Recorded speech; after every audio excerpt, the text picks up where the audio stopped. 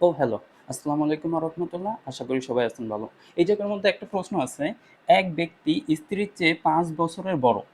স্ত্রীর বয়স ছেলের বয়সের ৪ গুণ।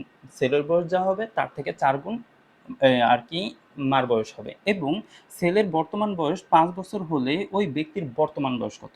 এখন এইসব অঙ্ক হলে সবসময় গাট্টারামি করবেন, মানে উল্টা করবেন। উল্টা মানে কি?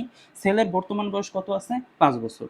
এখন এই জায়গার মধ্যে বলছে মার বয়স তার বয়সের কত গুণ? ৪ গুণ। তাহলে আমরা যদি ৫ এর সাথে ৪ গুণ করি তাহলে হয় ৪ ৫ ২০।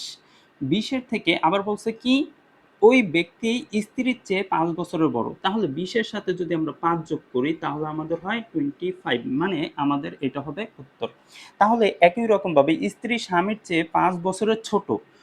স্ত্রীর বয়স ছেলের বয়সের ৪ গুণ হলে ৪ বছর পরে, ৪ বছর পরে বলছে, ৪ বছর পরে ছেলের বয়স কত হবে? ১১। তা ৪ বছর পরে হলে তার আগে, তা ৪ বছর আগে ছেলের বয়স কত ছিল? তার সাথে ৪ গুণ করবেন। গুণ করার পরে যেহেতু স্ত্রী স্বামীর চেয়ে ৫ বছর ছোট, তার মানে স্বামী তো তার থেকে ৫ বছর বড়।